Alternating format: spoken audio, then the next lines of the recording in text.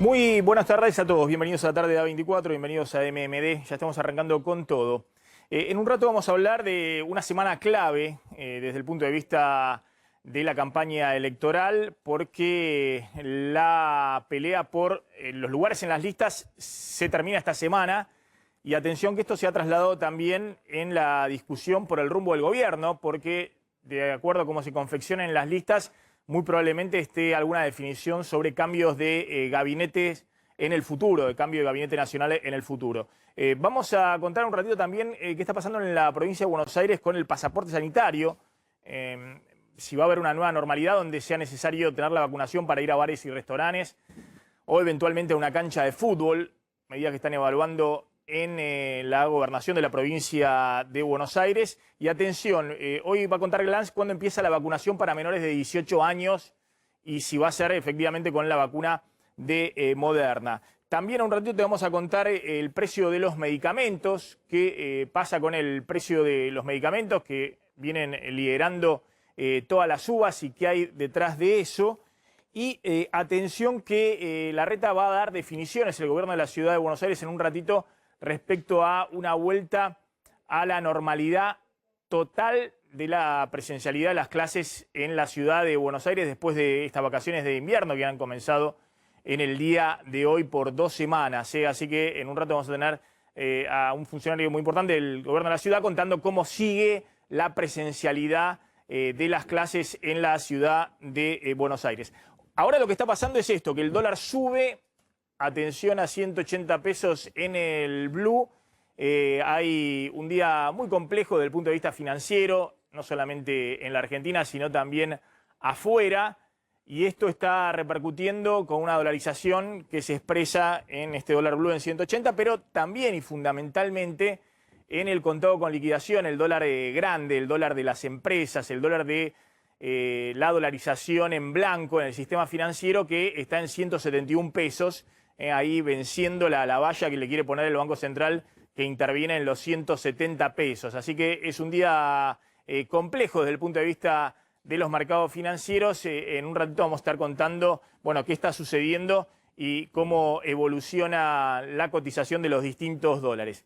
Arrancamos con esto, campaña electoral, los límites al ajuste de Guzmán, más déficit fiscal, más emisión y el riesgo del dólar. Y también en un ratito vamos a hablar de, como decía, de la lapicera, ¿no? Si la tiene Cristina o si la tiene Alberto, la lapicera para la confección de las listas y también la lapicera para el cambio de gabinete que inexorablemente va a ocurrir después de las elecciones, ¿no? Quién sale y quién podría entrar. Les decía, campaña electoral, los límites al ajuste de Guzmán, más déficit fiscal, más emisión, más riesgo dólar.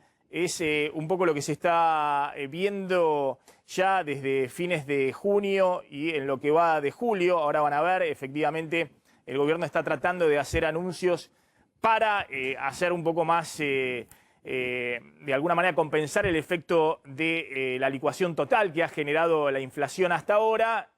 No lo está logrando porque es muy difícil compensar una inflación del 50%, pero hay toda una discusión en el gobierno para impulsar cada vez más el gasto público en esta segunda parte del año. Esto implica más emisión monetaria y más riesgo sobre el dólar.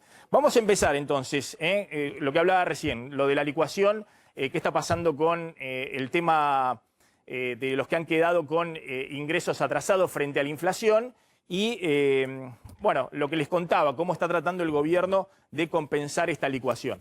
50% de inflación es muy difícil de compensar y este fue el último dato del INDEC la semana pasada. 50,2% la inflación interanual con el 3,2% de inflación de junio. Atención que este número de inflación todavía por noveno mes consecutivo arriba del 3%. Vienen los últimos 9 meses 3,8% promedio de la inflación. Se desacelera un poco en junio 3,2%, pero sigue arriba del 3%. Rompe en 1000 pedazos cuál era la promesa de Guzmán dentro del gabinete de que ya a partir de febrero o marzo se iba a desacelerar la inflación y eso iba a generar lo que quería Cristina y planteó en el Estadio de La Plata a fines del año pasado, que los salarios, las jubilaciones, los planes sociales le ganaran por un poquito a la inflación y que eso recompusiera el consumo. Bueno, esto no está sucediendo con el 50% de inflación a junio, últimos 12 meses, y el 3,2% de inflación en junio, que marca el pico de inflación, si se quiere, interanual, del 50,2%. Vamos a avanzar rápidamente entonces.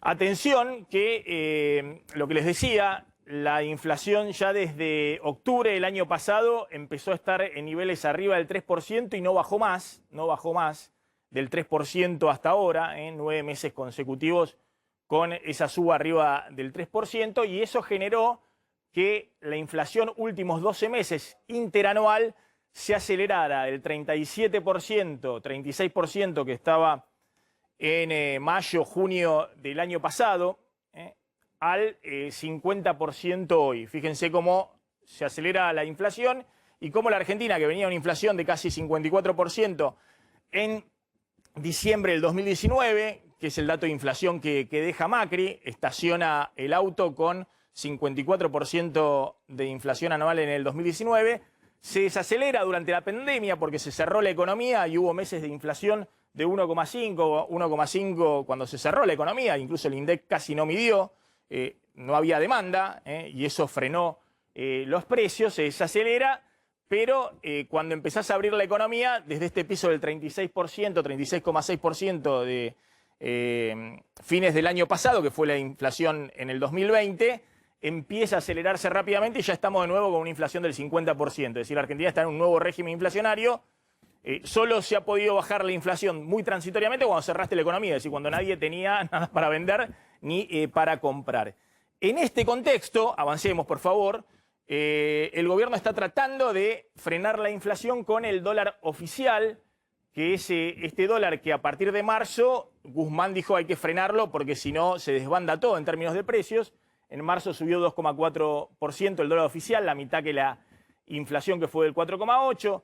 En abril subió 1,7%, en mayo subió 1,2% el dólar oficial y en junio subió 1% el dólar oficial y la inflación igualmente fue del 3,2%. Es decir, se está usando el ancla cambiaria que por ahora no ancla. Y el dólar blue, que es esta barrita azul, está recuperando en los últimos meses lo que había perdido a principio de año, que había mostrado caída fuerte a principio de año, desde 170, incluso 180 pesos, llegó a estar en 145 pesos el dólar blue y ahora con la suba se está recuperando nuevamente, en parte también por la inflación, está recuperando lo que había perdido a principio de año y hoy está de nuevo en 180 pesos. Atención que estos números son un problemón para el gobierno porque están anclando el dólar oficial, aún así la inflación no se desacelera y está en el 50% anual y esto genera muchas dificultades para tratar de compensar a los distintos sectores con anuncios, con bonos y demás. Ni siquiera lo que se ha anunciado la semana pasada para jubilados llega a compensar esta aceleración inflacionaria muy fuerte. Y de hecho, fíjense, y vamos a actualizar los números con este 3,2% de inflación del INDEC la semana pasada. Estos mismos números nosotros los habíamos hecho con una estimación de inflación del 3% para junio. Dio más que la estimación que habíamos hecho, que habíamos dicho que había sido una estimación súper optimista. Y de hecho, aún haciendo una estimación todavía más optimista para julio del 2,8% y para agosto del 2,5%, que insisto que es una estimación súper optimista, que Guzmán estaría feliz si se dan estos números. Fíjense lo que pasa este año con los jubilados, aún con el bono de 5.000 pesos que se anunció la semana pasada y que se va a pagar con las jubilaciones de agosto. Los primeros 3 meses del año la inflación fue del 13% y las jubilaciones subieron solo 8,07%, 8%.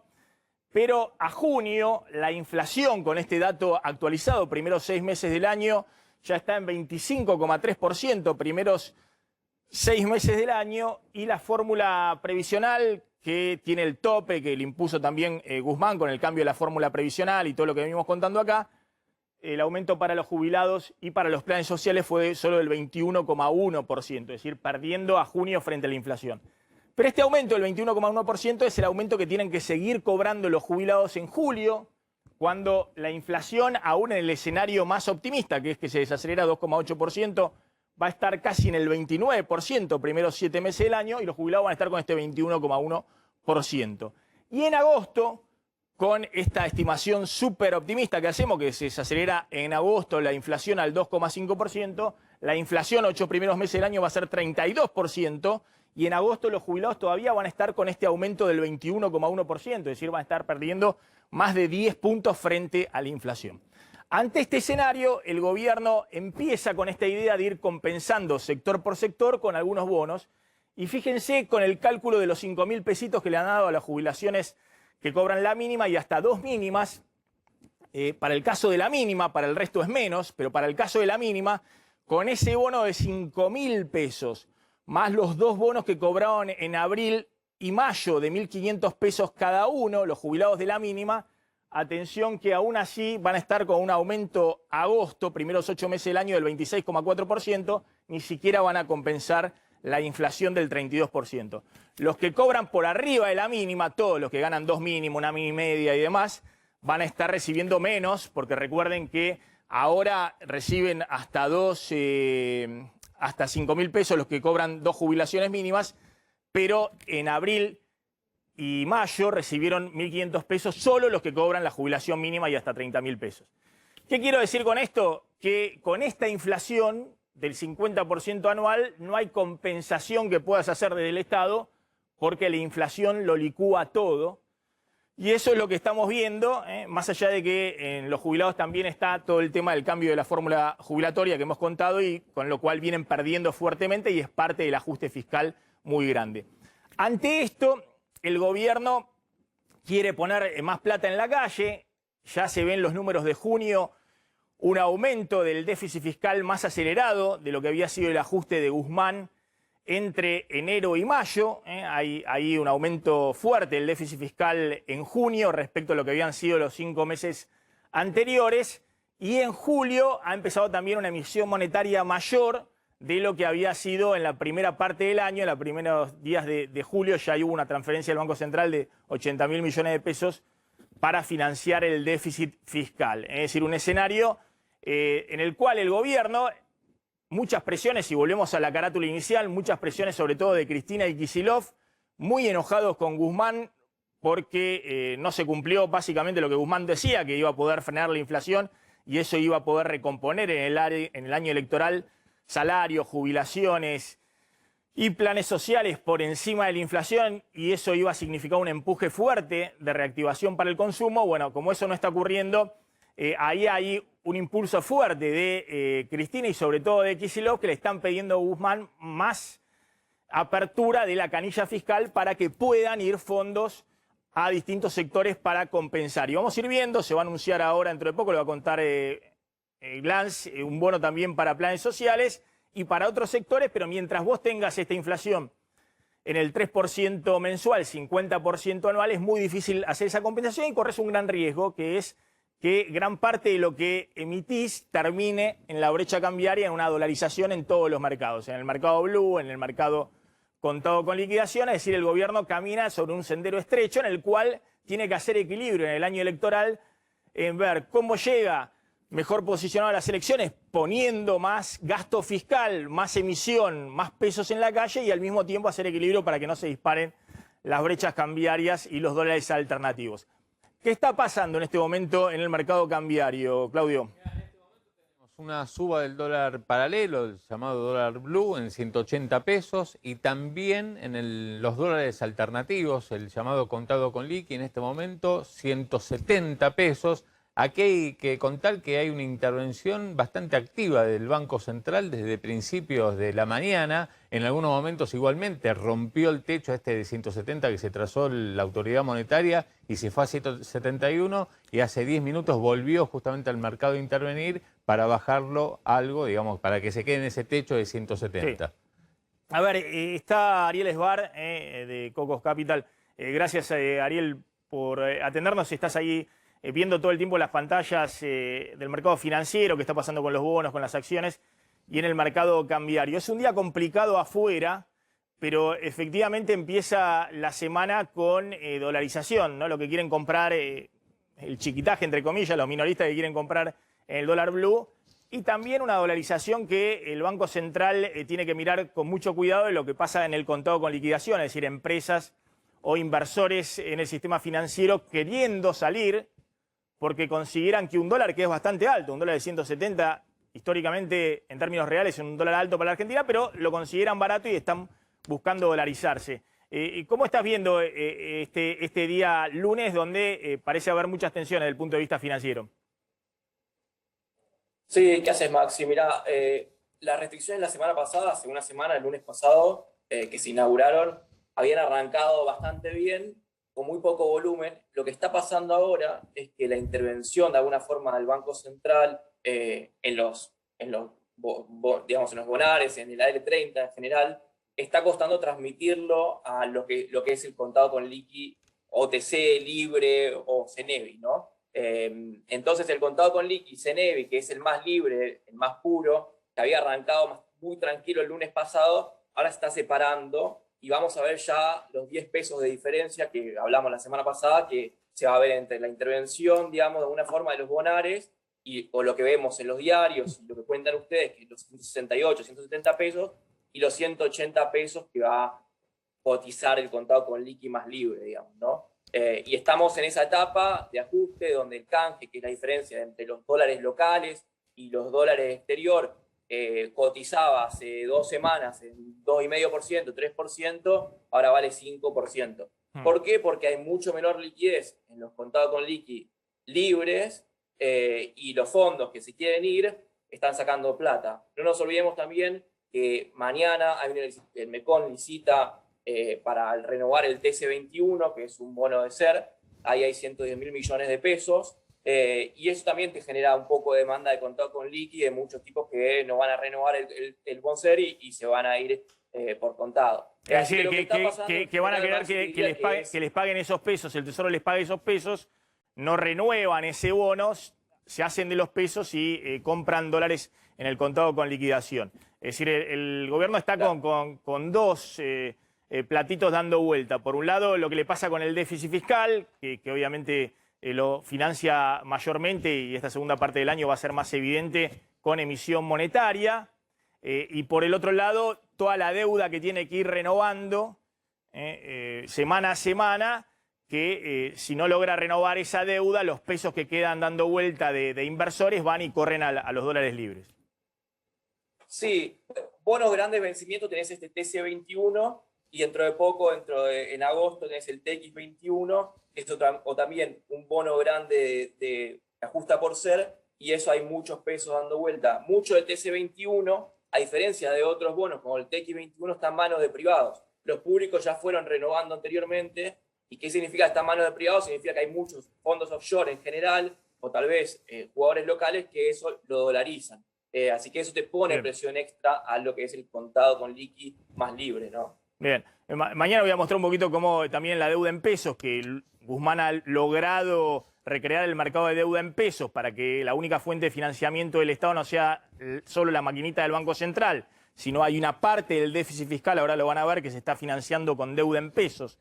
Es decir, emitís más deuda que lo que son los vencimientos y se renuevan los vencimientos y conseguís unos pesos adicionales para cubrir el bache fiscal. Pero ojo que esa deuda en pesos está crecientemente en una proporción cada vez mayor, abrumadoramente mayor, en bonos en SER, bonos ajustados con inflación.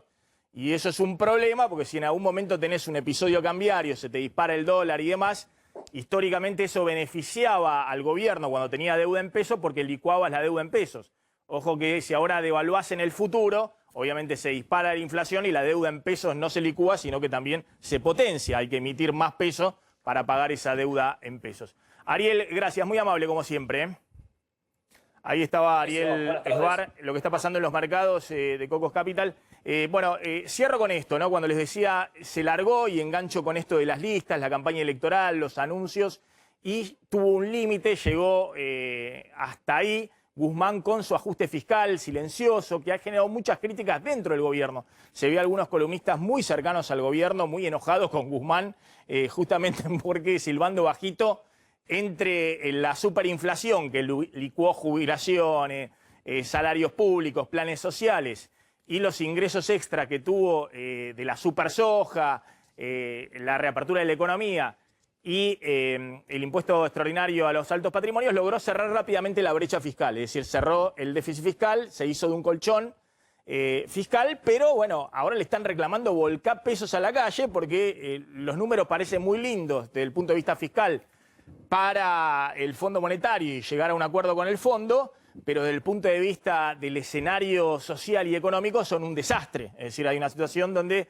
la economía no termina de reactivarse. Y esto es lo que les quería mostrar. Estos eran los números fiscales hasta mayo, primeros 5 meses del año.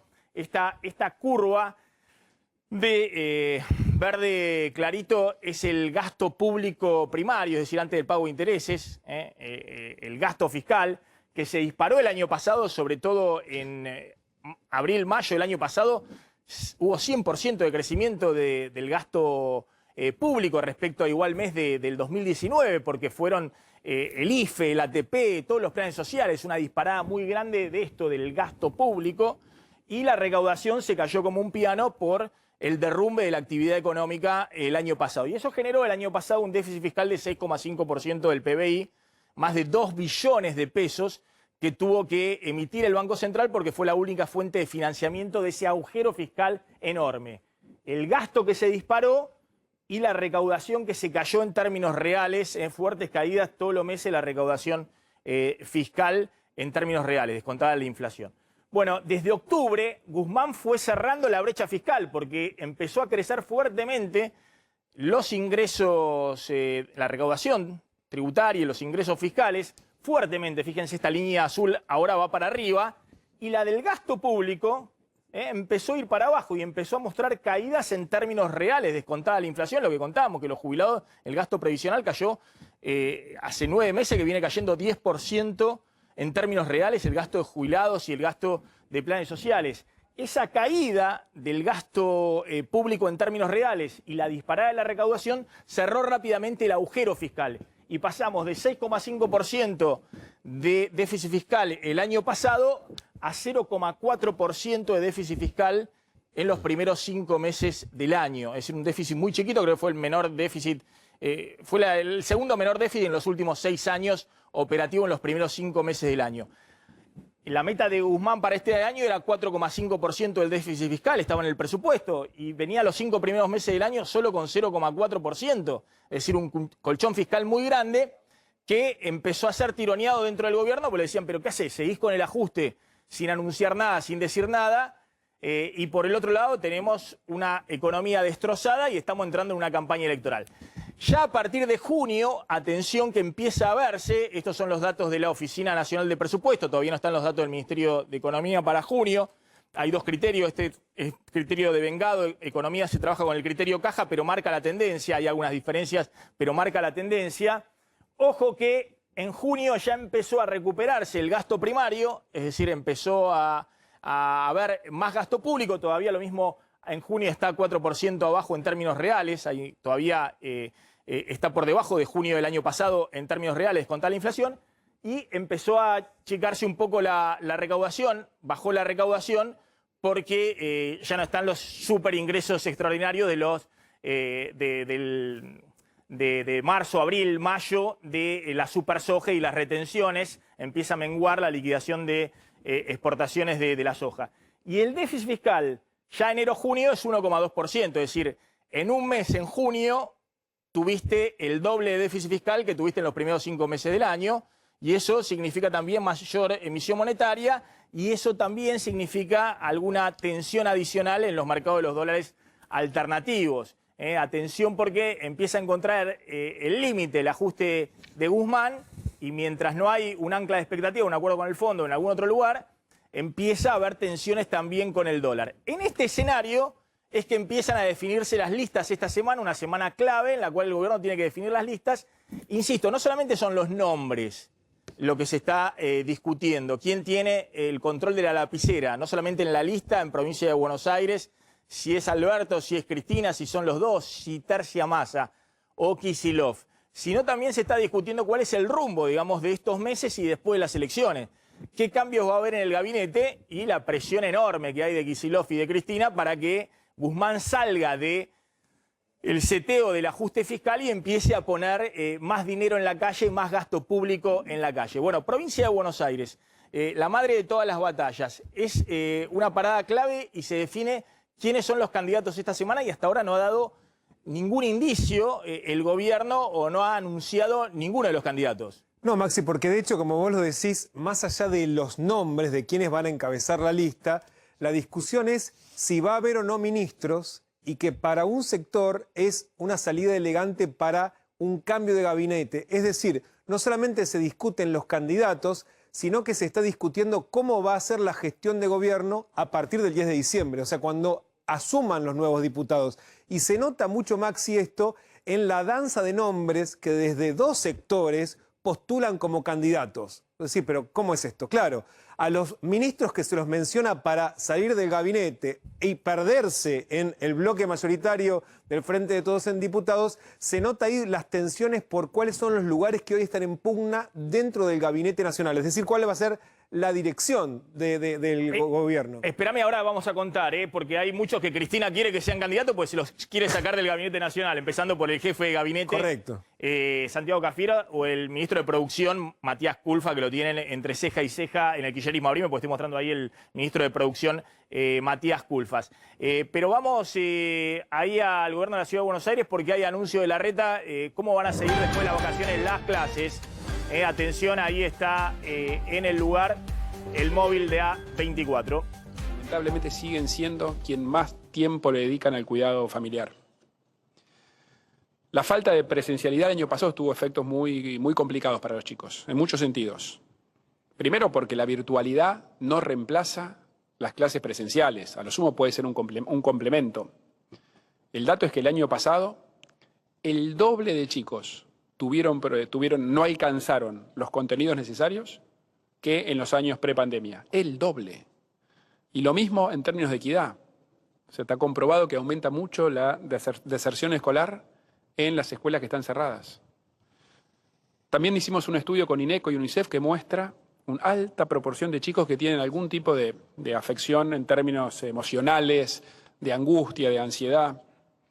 O sea, por todo esto es que en la ciudad siempre defendimos y defendemos la presencialidad. La presencialidad es la regla, en todo caso la excepción puede ser lo virtual. Venimos haciendo un esfuerzo enorme para garantizar que los chicos estén en el aula, que es donde mejor aprenden, donde interactúan con sus compañeros, con sus docentes. Ya desde el año pasado, después de varios meses de virtualidad, nosotros nos comprometimos que antes de fin de año, del año pasado, los chicos iban a ir retomando el contacto con la escuela, revinculándose y volviendo a alguna forma de presencialidad. Y lo cumplimos. Antes de fin de año se cumplió. Todos empezaron a volver. Obviamente con los protocolos, con todo el cuidado del caso, pero se cumplió. Lo mismo, cuando a fin del año pasado nos comprometimos que las clases iban a empezar en forma presencial a partir del 17 de febrero, o sea, recuperando 2 semanas de clase del calendario habitual. Y también lo cumplimos.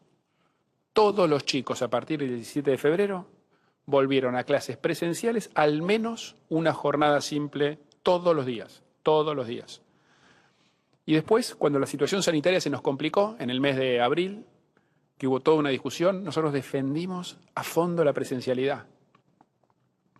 Estamos convencidos, y de hecho los chicos siguieron teniendo clases, y lo que nosotros dijimos se comprobó. No hubo mayor aumento de contagios en las escuelas que en el resto de la ciudad.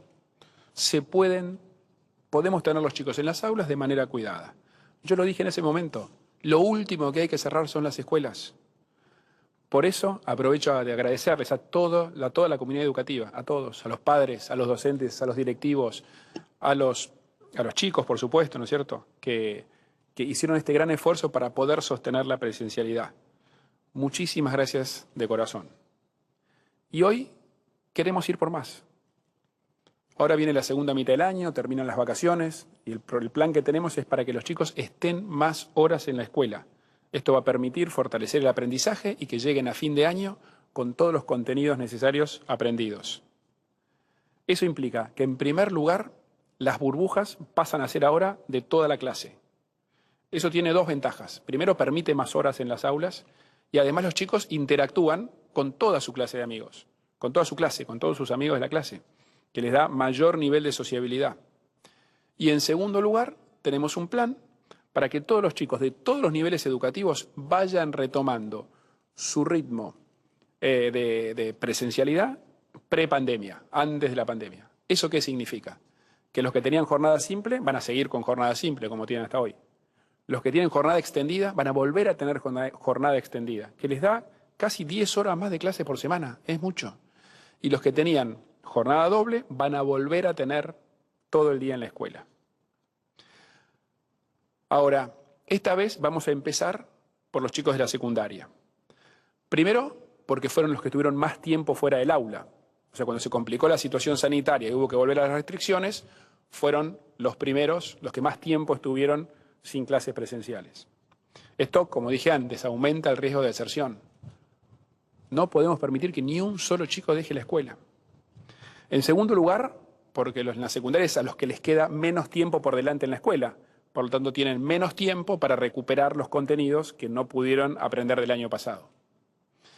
Son chicos, además, que se están acercando al mundo de los adultos, que salen de la escuela para ir a la universidad, para ir a trabajar. Entonces, es muy importante el acompañamiento de la escuela en ese tránsito, sobre todo para aquellos que están cerca de egresar la secundaria. Y también, en el caso de ellos, hablando con docentes, hablando con directivos, con los padres, vimos que el haber estado tanto tiempo fuera del aula les afecta su bienestar emocional. Por eso, vamos a ir empezando por etapas, gradualmente, con mucho cuidado. Vamos a arrancar el 4 de agosto. Recordemos que el 2 y el 3 son fechas de exámenes recuperatorios. O sea, el 2 y el 3 solo tienen que ir aquellos que tienen que recuperar exámenes. Entonces, a partir del 4 de agosto, vuelven a la rutina habitual, la que tenían antes de la pandemia, como dije antes, todos los chicos de cuarto y quinto año de secundaria y de quinto y sexto de las escuelas técnicas. Unos días más tarde, el 9 de agosto, todo el resto de la secundaria. O sea, primero, segundo y tercero de las secundarias, primero, segundo, tercero y cuarto de las escuelas técnicas. O sea, todo lo secundario va a estar en el sistema que tenía previo a la pandemia. Una vez completada la secundaria, vamos a hacer un análisis y si la situación sanitaria lo permite y estamos bien, si la curva de casos, de ocupación de camas sigue bajando, a partir del 17 va a volver a su régimen anterior. Todos los chicos del nivel primario, todos los chicos de la educación especial, las escuelas de adultos, los niveles superiores no universitarios y los centros de formación profesional, todos. Y a partir del 23 de agosto lo haría todos los chicos del nivel inicial. Obviamente, hasta que lleguen estos días, ¿no? que los que les dije recién por cada grupo, van a mantener el sistema que tenían hasta el día que empezaron las vacaciones. Estamos hablando de 700.000 chicos que vuelven a su régimen habitual, que significa que van a tener más horas de clase. La verdad que es un orgullo y es un avance enorme. Y además, a partir de ahora, a partir de la vuelta a las vacaciones, la asistencia a clase vuelve a ser obligatoria, como siempre lo fue. Obviamente siguen exceptuados aquellos que tienen algún nivel de riesgo o que conviven con alguien en su casa que tiene un factor de riesgo. En esos casos vamos a mantener la virtualidad como estamos haciendo hasta ahora. Para nosotros no es lo mismo que los chicos aprendan que no aprendan. Por eso vamos a hacer todo el esfuerzo para que el aula sea un lugar cuidado, que los chicos estén en su escuela y que puedan aprender, crecer, interactuando con sus docentes, con sus compañeros. Es muy importante. Y siguiendo con la educación, por otro lado, venimos trabajando, hablando con todas las universidades públicas y privadas, trabajando con ellos para que a partir de las vacaciones gradualmente vuelvan a las clases presenciales, a las clases teóricas, ¿no es cierto? Porque lo que se está dando hoy es clases prácticas, talleres, todo lo que son los hospitales universitarios, clases de apoyo, exámenes. Pero es muy importante también que puedan volver al día a día de su educación presencial. Son 3 cuatrimestres que llevan ya sin ir a la escuela. Lo hacen en la virtualidad. Imagínense, para un chico que trabaja, tiene las clases en la universidad más su trabajo virtual, pues llega a estar 12 horas en una computadora. La interacción, la cercanía, el contacto personal con los profesores, con los investigadores en las universidades, con sus compañeros, es una parte muy importante de la experiencia universitaria. Y más que nada en esta ciudad, que es una ciudad universitaria, Tenemos 500.000 alumnos que estudian en universidades en la Ciudad de Buenos Aires. Muchos que viven acá, otros que vienen del conurbano todos los días. Esto tiene un valor enorme. Es un centro de conocimiento, de elaboración de ideas, de pensamiento, de proyectos. Es el futuro de la Argentina, es el futuro de la Ciudad de Buenos Aires, es el futuro de la Argentina. Por eso es tan importante que vuelvan. En esta importancia que le damos a la universidad, hace poquito reglamentamos un régimen para promover las residencias universitarias. Para promoverlas, les damos además, tenemos un sistema de beca, de crédito desde el Banco Ciudad. Todo eso promueve la vida universitaria y además también ayuda a que vengan chicos del interior. Tenemos más o menos 10.000 estudiando en la Ciudad de Buenos Aires que claramente enriquecen con su diversidad la experiencia universitaria de todos. Por eso vamos a hacer todo el esfuerzo posible, vamos a acompañar a las universidades para que gradualmente puedan volver a la presencialidad. Bueno, para terminar quiero volver a agradecer a toda la comunidad educativa, a todos los que vienen a estudiar, los que viven en la ciudad, los que viven de afuera, a todos.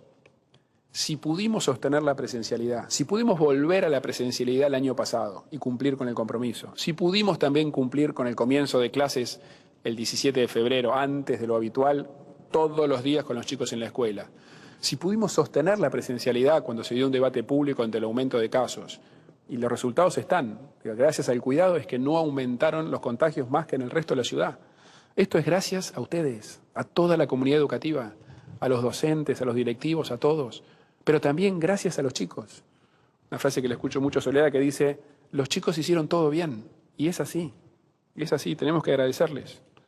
Ahora, para poder sostenerlo, para poder seguir sumando horas de clase como presentamos en este plan, es esencial que nos sigamos cuidando, de la misma manera que hasta ahora, con mucha responsabilidad como lo vienen haciendo. O sea, los chicos tienen que estar en el aula y para eso lo tienen que hacer de manera cuidada, lo tienen que seguir haciendo de manera cuidada. Es en el aula donde tienen que estar aprendiendo, interactuando con sus docentes, con sus compañeros, con sus amigos. Ahí es donde van a adquirir las herramientas necesarias para desarrollar todo su potencial. Yo estoy convencido de que este esfuerzo que venimos haciendo y que vamos a seguir haciendo vale la pena. Es el futuro de nuestros hijos, es el futuro de nuestro país. Muchas gracias a todos.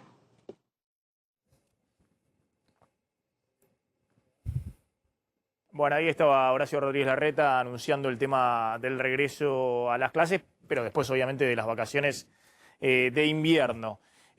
Continuemos, después vamos a dar algunas precisiones, pero continuamos con el tema este que veníamos hablando del tema de los candidatos en la provincia de Buenos Aires, cómo se está definiendo el gobierno y la oposición. Sí, Maxi, porque decíamos que no solamente se está discutiendo quiénes van a ser los candidatos del oficialismo, sino que desde los sectores tanto más cercanos a Cristina Fernández como de Sergio Massa empiezan a hacer circular nombres de ministros como eventuales candidatos. Que lo que venimos diciendo es que tiene que ver con darle a muchos de ellos alguna salida elegante porque están reclamando precisamente más poder dentro del gobierno. Es decir, no solamente se discuten los nombres de los candidatos, sino también, como vos decías, cómo va a continuar la gestión a partir del tercer año de gobierno. Y ahí mencionábamos cuáles son los ministros que más se los menciona como eventuales candidatos. Uno, vos lo decías, Santiago Cafiero, el jefe de gabinete.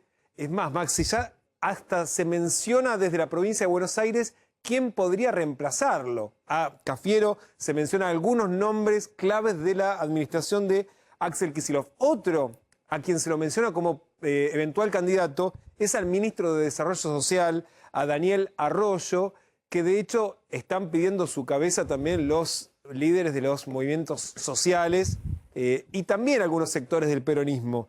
Matías Culfas, lo decías, el ministro de Desarrollo Productivo, que está en una pelea abierta con su número 2, con Paula Español, que responde al sector de Cristina Fernández. Y también hay un nombre que se lo menciona, que es Gabriel Catopodis. Y en este caso no porque Cristina le parece una mala gestión, sino porque administra la caja más importante del gobierno, la de la obra pública, con la que el gobierno también pretende que sea un poco la vedette de la gestión de los próximos meses.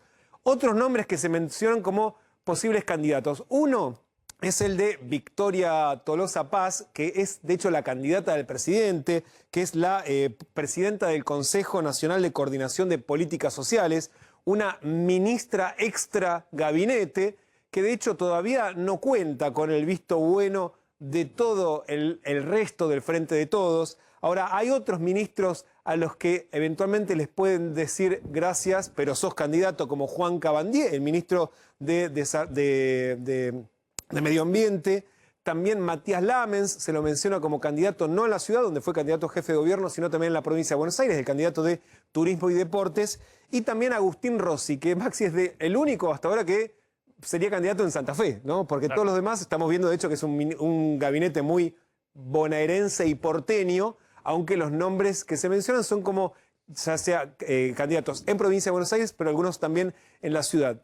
Es decir, nombres que se los hace circular, que se los pide que sean candidatos porque quieren esos lugares. Después hay que ver de todos estos cuáles van a finalmente tener una salida elegante ahora. Es probable que después haya a fin de año un cambio, Maxi, con exactamente buscar para dónde sigue la gestión a partir de fin de año.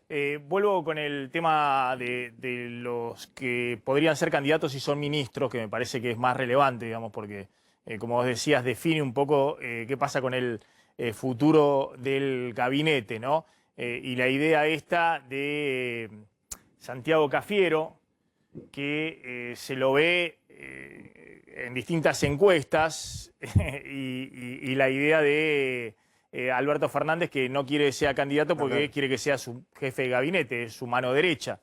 Pero ha pasado mucho tiempo desde que Cristina dijo que había funcionarios que no funcionan. Creo que ha pasado 9 meses, más o menos. Sí, claro. 9 meses. Y pasó mucho tiempo desde que Cristina dijo que los que tenían miedo se busquen otro trabajo.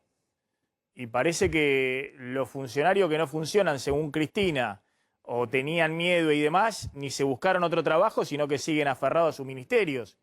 Y evidentemente hay que ver con mucha atención cómo se va a definir la lapicera, que seguramente va a terminar definida entre Cristina, Alberto, Massa. Sí, de hecho hay una reunión prevista entre el presidente y la vicepresidenta para esta semana, miércoles o jueves, el sábado de la noche hay que entregar las listas, donde van a terminar de definir esto. O sea, no solamente los que encabecen las listas o los que las integran, sino los que puedan irse. Y la pregunta es si los que sobreviven para el resto de la gestión o es solamente que continúe una negociación hasta fin de año también. Bueno, claro. Ahí hay un... No, pero por eso, está claro que el cambio de gabinete va a ser después de la elección. Es muy difícil que hagas un cambio de gabinete antes. Pero si sos candidato, obviamente... O sea, tenés la salida garantizada. Tenés la salida garantizada. Insisto con este tema porque, a diferencia de otros momentos donde Cristina estaba muy preocupada por poner tropa propia, la cámpora en la provincia de Buenos Aires, hoy no es esa la preocupación de Cristina. El sello Frente de Todo mide lo mismo con cualquiera de estos. Más o menos mide lo mismo. No hay un candidato que en la provincia de Buenos Aires va a hacer campaña Cristina y Kicillof en la provincia de Buenos Aires. Sino que la preocupación hoy de Cristina respecto en las listas es a ver a quién le va a dar salida Alberto. Y quién va a ser obviamente el sucesor de esos puestos claves en el gabinete, más que la lista en la provincia de Buenos Aires, ¿no? Sí, de hecho, a ver, para, no sé, el caso de Culfas ya se lo menciona Augusto Costa, digamos, el ministro que ocupa ese lugar en el gobierno de Kicillof para eventualmente reemplazarlo. Sí, sin ninguna duda, Maxi, la discusión, lo que vos decías antes, en qué momento y cómo van a ponerle plata en el bolsillo de la gente, es la discusión que está detrás del armado de las listas. O sea, quién va a ser y de qué modo el que lleve adelante esa nueva etapa de la gestión que están pulseando en, digamos, en lo más alto de la coalición de gobierno, ¿no? Bueno, está Luis Tonelli. Luis, gracias por atendernos, como siempre. Por favor.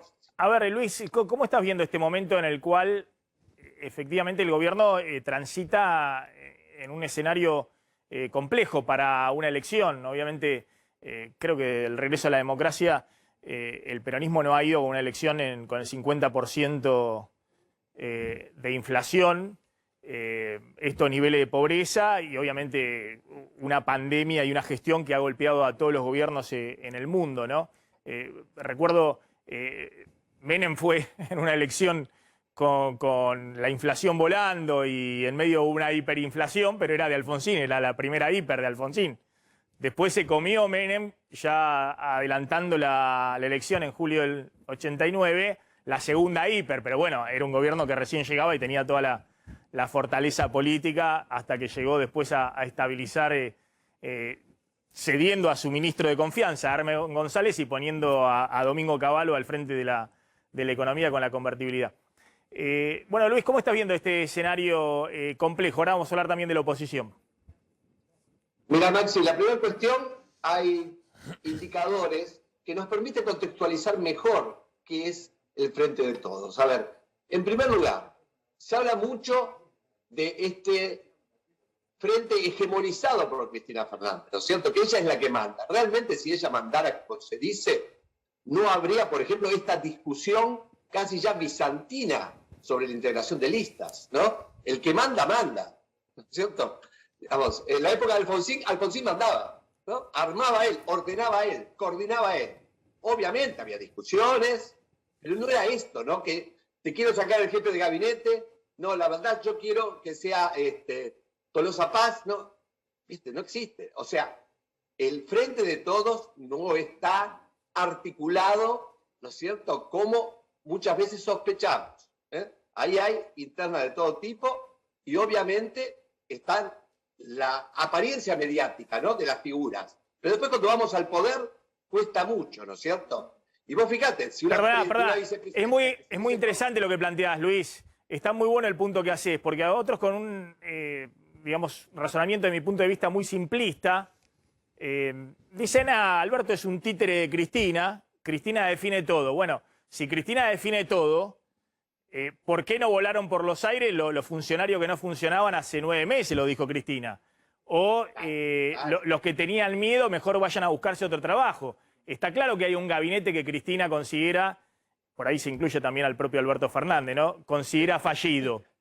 Pero aún así, Cristina no ha podido cambiar ese gabinete. Y la pregunta es, bueno, si esta es una oportunidad para hacer ese cambio en favor de lo que quisiera Alberto Fernández o de lo que quisiera Cristina. Así es. El Congreso, Maxi, es una especie de parking para la política de alto nivel, ¿no es cierto? Y lo que ustedes dicen, lo que explicó una vez un político, bueno, el papá de Jorge Triaca, ¿no? Jorge Triaca padre, el sindicalista, me dijo una vez, Luis, las aceitunas se sacan por arriba, ¿no es cierto? Y llegó el momento de sacar las aceitunas por arriba. Pero eso quiere decir que hay, ¿no es cierto?, toda una cuestión ahí de política y de conflicto interno. Esa es la primera cuestión. La segunda cuestión, recién lo escuchamos a Horacio Rodríguez Larreta con un discurso que desde la ciudad de Buenos Aires, ¿viste?, va hacia lo nacional. ¿Viste que hablaba de los chicos del país, el futuro de la Argentina? Bueno, lo dijimos aquí en este programa con vos. ¿Qué error del gobierno subirlo al ring a Horacio Rodríguez Larreta en ese momento? ¿No es cierto? El gobierno lo configuró una figura nacional, ¿no es cierto? Lo subió al ring y ahora él está en el centro de la escena, ¿no? Que también es otra cuestión que sucede. Y vos fíjate cómo le va ganando la pelea a los más extremos de la oposición, ¿no? Esto lleva a que el gobierno, ¿viste?, también tenga estos problemas de, bueno, ¿qué elegimos? ¿Un halcón, un moderado? ¿No? ¿Qué estrategia planteamos? Y me parece que esto está todo en discusiones del Frente de Todos. En la oposición está un poquito más claro, ¿no es cierto? Está más institucionalizado. Pero bueno, acá lo que se viene, Maxi, es si vamos a tener un gobierno a futuro, digamos, que tenga más eje a La Plata, por decirlo simbólicamente, ¿no es cierto? Porque Cristina Fernández lo que está buscando con esta elección, me parece, es que sea la madre no de todas las batallas. Te acordás que la provincia de Buenos Aires siempre es la madre de todas las batallas, es la madre de toda la guerra, digamos, ¿no? Gana ella en un gobierno, no claramente, con todos los problemas que vos dijiste, con una salvedad, ¿no? Enfrenta la pandemia, ¿no? La pandemia es una gran excusa. Pero obviamente los indicadores objetivos son tremendos. Ahora, lo que tiene el gobierno nacional a su favor, especialmente en la provincia de Buenos Aires, es que todavía no hay una oferta clara, digamos, para ese voto peronista que está, digamos, desencantado o sufriendo directamente, ¿no es cierto? Que es el voto de clase media-baja, que es el voto que votaba Sergio Massa, y hoy Sergio Massa está en el Frente de Todos. Eso es lo único que cuenta a su favor, ¿no? Porque viste que la política es una cuestión de oferta también, ¿no? Si querés chocolate negro y solamente, viste, hay chocolate blanco, bueno, si te gusta el chocolate te vas a tener que bancar el chocolate blanco. Luis, déjame que Glans cuente cómo se está armando la oposición en la provincia. Por favor, porque muchos están sorprendidos con la velocidad en que ha jugado Larreta, muy a fondo. Algunos dicen jubilándolo demasiado tempranamente a Macri. Algunos pensaban que le iba a ser mucho más difícil y demás.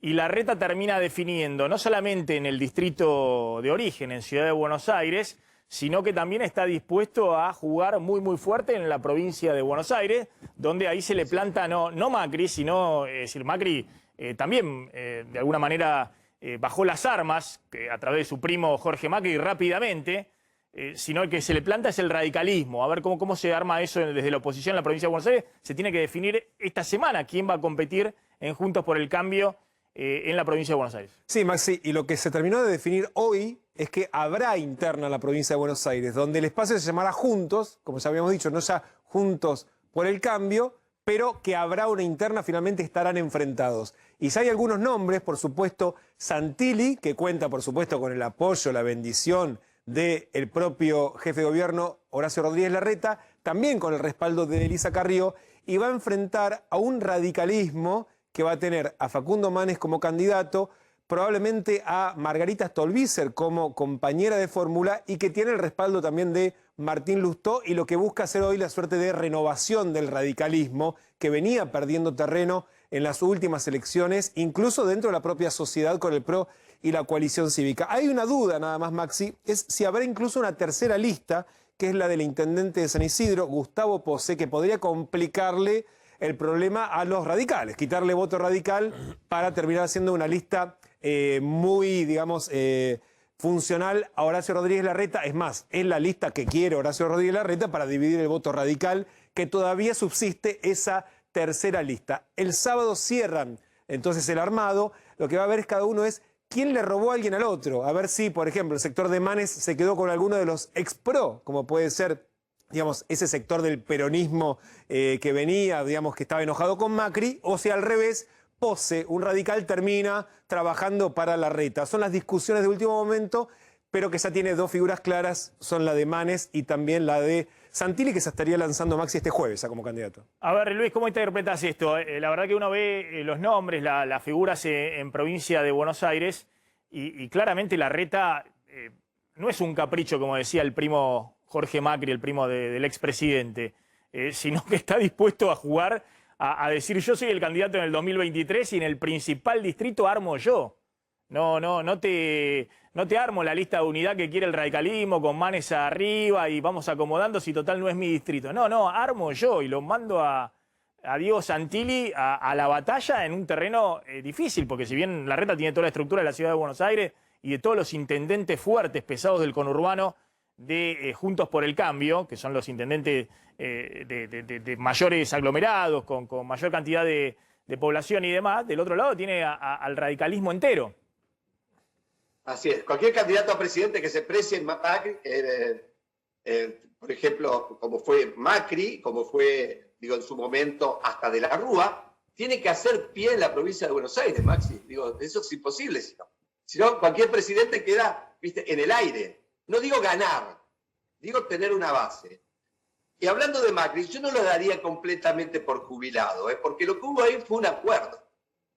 Fue un acuerdo que pocos esperaban, porque, viste, estaba el mito de que estaban muy peleados. La verdad es que vos podés estar muy peleado, pero si tenés esta isla, que es la ciudad de Buenos Aires, bajo tu dominio societario, no se puede perder, ¿no es cierto? Y me parece que primó eso. Por el otro lado, me parece que Patricia Bullrich había acelerado demasiado, ¿viste? Ella es muy entusiasta.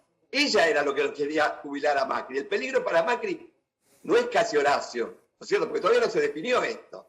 Era Patricia Bullrich que decía primero al Congreso, después a la presidencia. Y me parece que, bueno, ¿viste lo que sucede en política? Te dejan carretear para hacerte después, ¿viste? Bolsa contra el paredón, ¿no? O sea, la entregó Macri.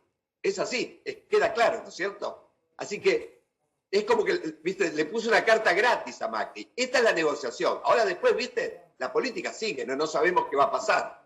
Pero claramente, digamos, Horacio comenzó su campaña a la candidatura a la presidencia ya desembosadamente, ¿no?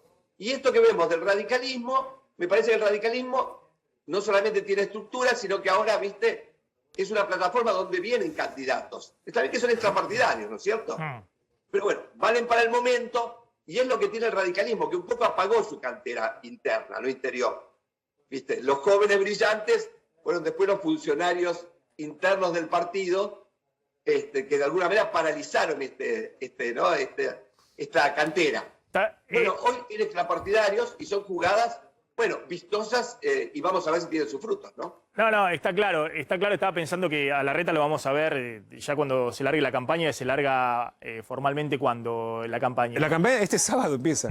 Sábado. El mismo día que se presentan las listas, legalmente empieza la campaña electoral. Pueden empezar el recorrido, hacer campaña. Bueno, lo vamos a ver seguramente a Larreta recorrer distritos de la provincia de Buenos Aires apoyándolo a Santilli, ¿no? Pues la ciudad la tiene con Vidal y la lista que armó más o menos la tiene de taquito, pero se lo va a ver a Larreta salir a la provincia de Buenos Aires, donde también en el primer cordón, sobre todo, y en el conurbano, tiene una ascendencia, ¿no? Por el tema de la gestión en la ciudad de Buenos Aires. Así es. Estaba pensando que para cualquier oposición, como ha ocurrido en otros países, lo que ha ocurrido en la catástrofe de la pandemia, los 100.000 fallecidos, el derrumbe de la economía y demás, sería un trámite la elección. El problema es que esta no es cualquier oposición, esta es una oposición que hace 2 años tuvo un fracaso económico estrepitoso y por eso perdió una elección. Por primera vez un presidente no puede reelegir desde el retorno a la democracia. Así es. Y eso generó la grieta, Maxi. La grieta es un Boca River, ¿viste? Digo, yo soy independiente. Por más que Racing me gana, no me voy a hacer de Racing, no todo lo contrario, ¿no? Aunque ganes o pierdas. Y acá me parece que la grieta finalmente juega en contra de robarle votos. Porque vos no podés robar votos al opositor si decís que esos son los peores del mundo, ¿no? Que son los que generaron el fracaso de la Argentina, de un lado y del otro, digo, ¿no? Claro. Entonces ahí se hizo puro anticompetitivo, ¿no? Se hicieron un oligopolio, Maxi, ahí. Hay poca competencia, ya que sos economista, digamos, para que... Sí, está claro. Luis, gracias, muy interesante, como siempre, escucharte. Luis Tonelli. Vamos a hablar ya de cuándo empieza la vacunación para los menores de 18 años. Atención que tenés esa información. ¿Y qué es esto del pasaporte sanitario? Si para ir a algunos lugares en la provincia de Buenos Aires se va a requerir estar vacunado. Restaurantes, bares, cancha de fútbol. Ahora vamos a contar las medidas que están evaluando en la provincia de Buenos Aires. Pero vamos ahí a Barracas, está Leo Godoy. En Mataderos está Leo Godoy. ¿Qué tal, Maxi? Buenas tardes. Bien, aquí en el marco, como contabas, en este polo educativo de Mataderos, aquí se presentó un plan para acrecentar la presencialidad en las escuelas porteñas. Y bueno, para tener más precisiones acerca de esto, estamos con el jefe de gabinete porteño, Felipe Miguel, que aquí amablemente se acercó para conversar con nosotros, así que ya se está escuchando, Maxi. ¿Qué tal? Buenos días, ¿cómo están? ¿Qué tal? ¿Cómo anda, Miguel? Bueno, anunció Larreta el tema del regreso de la presencialidad plena después de las vacaciones, en una secuencia, primero secundario, después primaria. La pregunta es por qué la anuncian ahora, que empieza el primer día de vacaciones y no esperar un poco ya más cercano al regreso del final de las vacaciones y el inicio de las clases. Bueno, Maxi, porque como todo lo que venimos haciendo, ¿no? Trabajamos de manera anticipada y con los tiempos necesarios para que tanto el sistema educativo como también las familias se puedan ir adecuando, ¿no? Ir adaptando a estas novedades. Para nosotros es una noticia muy importante porque, como vos decías también, ¿no? Va a ser un proceso gradual, progresivo, pero que va a afectar a más de 700.000 chicos que van a poder ir volviendo a la presencialidad como la tenían antes de la pandemia. Como explicó Horacio, vamos a arrancar el 4 de agosto con los últimos años de las escuelas secundarias, cuarto y quinto de la secundaria y quinto y sexto de las secundarias técnicas, y después a partir del 9 de agosto con el resto de los años de secundaria. Sí, Miguel, buenas tardes. Ahora, el jefe de gobierno también habló que ahora, a partir de ahora, las burbujas van a ser del aula completo. ¿Cómo van a garantizar que no se mezclen? Porque ya estamos hablando de grupos de 25, 30 chicos. Bueno, dentro de la burbuja, ahora con este cambio, la burbuja que pasa a ser el aula, dentro de la burbuja está la interacción, con todos los cuidados, por supuesto, que tiene que haber, y en el caso de que se produzca alguna situación de contagio, el aislamiento entonces se aplica a toda la burbuja, que sería a todos los estudiantes de un aula. Esa es la modificación, pero vamos a seguir trabajando con todos los protocolos para mantener el bajo riesgo de contagio que se ha verificado hasta ahora. nosotros comentábamos justamente que quedó claro que las escuelas no son un foco de contagio, se ha verificado un contagio similar o incluso por debajo al resto de la ciudad, incluso sin poder asignarle ese riesgo de contagio al hecho de la presencia en las escuelas, sino que simplemente son personas que también se han contagiado. Pero quedó claro que no hay un foco, no es un foco de contagio las escuelas. Uno también ve hacia adelante lo que ha pasado en Europa con la variante Delta y demás. De hecho, lo ha dicho el propio ministro de Salud de la ciudad, Fernán Quirós, que inexorablemente esa variante Delta va a estar en la Argentina circulando y que eso puede disparar los casos. Y por eso es tan importante, creo que ustedes han acelerado la vacunación con 2 dosis, digamos, acortando los plazos y demás. Obviamente este plan de vuelta a la escuela, ¿ustedes creen que hay que anunciarlo hoy y en todo caso se revisará en algún momento si dentro de 3, 4 semanas, no se sabe cuándo, hay un cambio en la tendencia de contagios? A ver, por eso nosotros estamos anunciando el regreso del 4 de agosto y el 9 de agosto para toda la educación secundaria. A partir de ahí, si bien tenemos previsto que el 16 de agosto pueda volver también la educación primaria, la educación superior no universitaria y la formación profesional, y que el 23 pueda volver el nivel inicial, estos 2 últimos niveles los vamos a terminar de confirmar también cuando verifiquemos la situación sanitaria. Y todos estos logros, al igual que las últimas medidas y los últimos anuncios y flexibilidades que hemos ido anunciando, son el fruto del esfuerzo que está haciendo todos los vecinos de la ciudad, en el cuidado, en la responsabilidad, en cumplimiento de las medidas de prevención. Y nosotros tenemos una expectativa de que esos cuidados y esa responsabilidad cívica que por lo menos en la ciudad de Buenos Aires se viene demostrando desde hace ya más de un año, se sostenga y nos permita justamente poder avanzar con estas expectativas de mayor presencialidad en la educación en la ciudad. Miguel, y hablando precisamente sobre la responsabilidad ciudadana, se está notando que debajo de los 40 años empieza a notarse que hay menos gente interesada en vacunarse.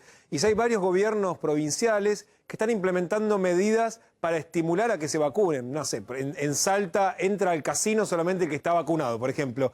¿Están evaluando algo así para la Ciudad de Buenos Aires? ¿Implementar el llamado pasaporte sanitario, como por ejemplo para poder ir a los bares, restaurantes, eventualmente a una cancha de fútbol?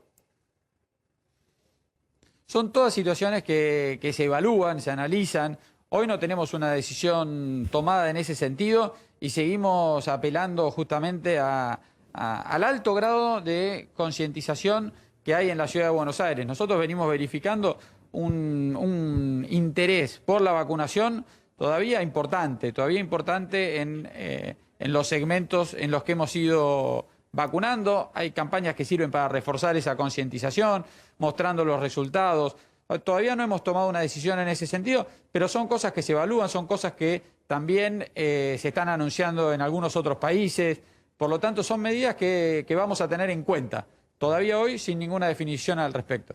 Felipe Miguel, gracias, muy amable, como siempre, el jefe de gabinete de la Ciudad de Buenos Aires. Ahí estaba desde Matadero con Leo Godoy. Atención, vacunación para menores desde 18 años. ¿Qué información tenés, Damián? A ver, Maxi, hoy está volviendo la ministra Carla Bisotti del Reino Unido, donde había acompañado con la asesora presidencial Nicolini, y se esperan algunas definiciones a partir de su llegada para esta semana, en relación primero con la autorización de la vacuna Sinopharm para los menores de entre 3 y 17 años. Recordemos que esta vacuna ya se está utilizando en China y lo que se está evaluando es ver si se aplica el mismo modelo de esquema de vacunación que en China con esta vacuna. ¿Cómo es? Obviamente que primero fue la prioridad para los niños, niñas y adolescentes que tienen factores de riesgo, pero después lo que ya empezaron a aplicar es una primera etapa entre adolescentes de 15 a 17 años, igual que los adultos, obviamente tendrán que tener una autorización firmada de los padres, lo que sea, pero para tratar de ayudar a frenar la circulación viral. Y después, en una segunda etapa, probablemente 1 o 2 meses después, el grupo que va de los 12 a los 14 años. Para todo este grupo puede utilizarse también la vacuna de Moderna, que llegó el fin de semana, los 3,5 millones de dosis, que para ellos la prioridad va a ser solamente, digamos, esta vacuna por ahora los niños, niñas que tienen factores de riesgo y probablemente hay una recomendación de los niños y sus hermanos para evitar también que otro integrante de la familia pueda ingresar con el virus. De todos modos, Maxi, se espera que para esta semana haya una reunión de la Comisión Nacional de Inmunizaciones con la ministra, donde se va a terminar de definir cuál es el esquema, el programa de vacunación para los menores de 18. Bien, mostremos ahí la placa de lo que hablaba Damián y vamos a hablar con el doctor Gonzalo Pérez Martín, que es médico pediatra, Gonzalo Pérez Marc, que es médico pediatra y estuvo en todo el tema del estudio clínico y la investigación de la vacuna de Pfizer acá en la Argentina. Doctor Pérez Marc, gracias por atendernos, muy amable. Hola, ¿cómo te va? Buenas tardes. Bueno, ¿qué es lo que efectivamente estaría aprobado para que la Argentina pueda aplicar a menores de 18 años lo más rápido posible la vacuna COVID? ¿Qué es lo que se podría usar? ¿Se puede usar ya la de Moderna? ¿Faltan las aprobaciones en Estados Unidos? La única que está aprobada hoy por la FDA para ser utilizada, y en general la ANMAT actúa en consonancia con la FDA, es la vacuna de Pfizer, entre 12 y 16 años. La vacuna de Moderna, sin embargo, está a punto, está esperando su aprobación en estos días, esta semana o la que viene a más tardar, imagino, de la FDA, con lo cual podría suceder exactamente lo mismo acá en la Argentina respecto de la vacuna de Moderna, en consonancia la ANMAT, actuando en consonancia con la FDA. Después tenés la de Sinopharm, que está aprobada en China, por China, para su propia vacuna en menores de edad. Y esa, bueno, va a depender acá que haga la agencia regulatoria, que haga la ANMAT, si actúa también en función de lo que dice la agencia regulatoria china. Pero ese sería, me parece, el abanico de opciones que tenés hoy. Las demás vacunas están todas haciendo estudios en pediatría para poder aprobar también de emergencia el uso de sus vacunas, pero todavía están en movimiento los estudios, ¿no? Y se están haciendo otros estudios también para bajar de 12 años a 6 meses de edad, pero bueno, esos todavía están corriendo los estudios, no están terminados. La vacuna de Moderna es muy similar en términos, no sé cómo llamarlo, tecnología que la vacuna de Pfizer. Es exactamente igual, sí. Es ARN mensajero modificado, es un tipo de vacuna que te diría que podrían ser hasta intercambiables, sí, es exactamente lo mismo. ¿Y por qué no se vacunó hasta ahora en Estados Unidos con esta vacuna de Moderna? ¿Empezaron más tarde los estudios clínicos para menores? Sí, van un poquito más tarde, a veces, viste, depende también el enrolamiento de voluntarios que vayan teniendo, cómo van los centros, son cuestiones más a veces regulatorias y organizativas, pero seguramente los resultados son muy, muy similares, y es verdad, Pfizer por ahí, ser una empresa mucho más grande, puede hacer estos estudios, desarrollarlos más rápidamente, y por eso terminó primero con el estudio, pero seguramente Moderna va a estar aprobada en estos días. ¿Cuál es su recomendación, digamos, como pediatra y bueno, y habiendo también estudiado todo el tema de la vacuna de Pfizer acá en la Argentina? ¿Qué es lo que habría que hacer? Ahí recibimos 3,5 millones de vacunas de Moderna el fin de semana, ¿no? Parece que el grupo de riesgo con patologías menores de 18, entre 12 y 18, son 100.000 chicos, pero hay 3,5 millones de vacunas. ¿Cuál sería la recomendación ahí para usar esas vacunas, ¿no? Porque también está un grupo de, no sé, chicos de 16, 17 años que por ahí pueden tener características muy similares al que tiene 18, 19, no sé, obesidad, diabetes, distintas cosas. Y bueno, hoy no está recibiendo la vacuna y está ahí a 6 meses o a 1 año de diferencia respecto a alguien que urgentemente el Estado lo ha puesto de prioridad para vacunación. Claro, ese es el grupo, es exactamente así como decís.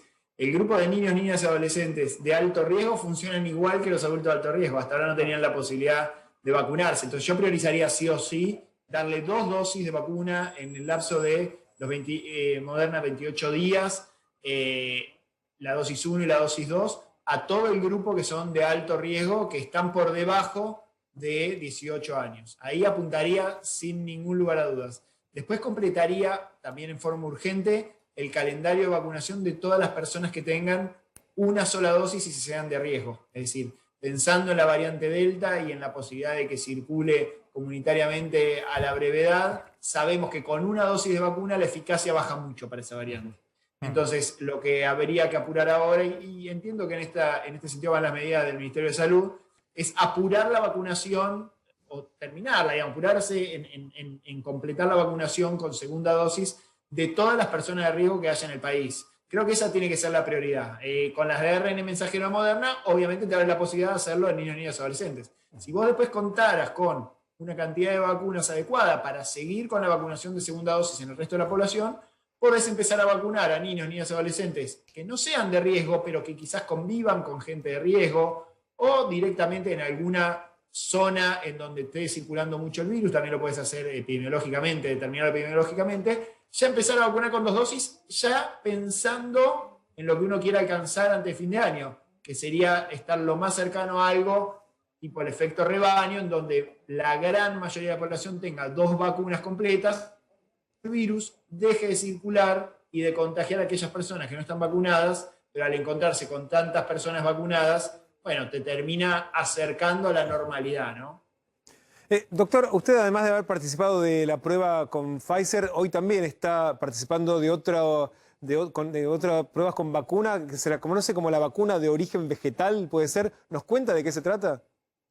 Así es, ahora justo acá estoy en el hospital, estamos haciendo el estudio de fase 3, vos bien lo decías, de la vacuna que se llama vacuna vegetal, es una vacuna de una plataforma muy, muy novedosa. Acá estamos en el centro más grande del mundo haciendo lo mismo, muy parecido a lo que hicimos con Pfizer, exactamente, ahora para esta empresa canadiense. Es una plataforma muy nueva que se ha utilizado para H1N1, para la gripe y para ébola, y que es muy interesante porque, por ejemplo, vos lo que haces es que dentro de una planta se produce, vos introducís el ADN de la proteína de la espiga y la planta misma desarrolla no solo la proteína, sino toda una partícula que es como una partícula muy parecida al virus, pero que no te puede infectar. Entonces, cuando vos eso lo pones en una vacuna y le agregás un adyuvante, que es como un potenciador, tenés una respuesta inmunológica que es muy similar a la que tendrías si fuese coronavirus, que no te puede infectar y que es muy, muy potente y robusta. De hecho, en la fase 2 se mostró que la cantidad de anticuerpos que genera esta vacuna contra el coronavirus es entre 50 y 60 veces más potente que otras vacunas. Entonces estamos muy entusiasmados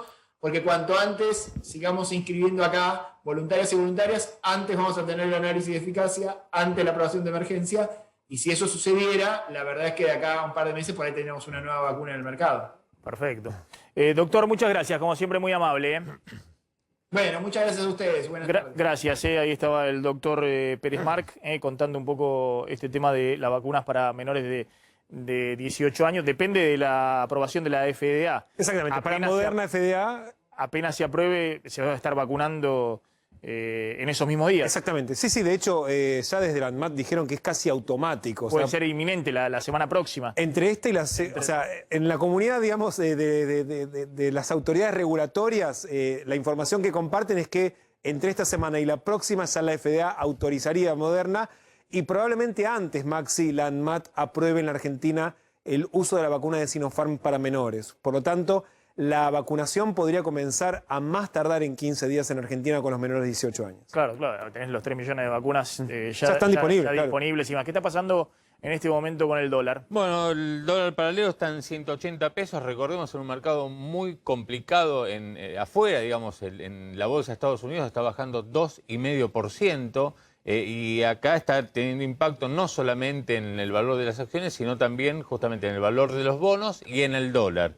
Recordemos, dólar paralelo 180 pesos, el llamado contado con liqui 170 pesos, con una activa participación del Banco Central, vendiendo, justamente interviniendo para que no se vaya por arriba de estos 170 pesos, que ya de por sí son 2 pesos adicionales por arriba al cierre del último viernes. Lo que hay que ver es la tendencia, ¿no? Lo que está pasando en la tendencia y el Banco Central interviniendo en una dolarización que, insisto, más allá de lo que está pasando afuera, es temprana, porque todavía faltan las primarias en septiembre.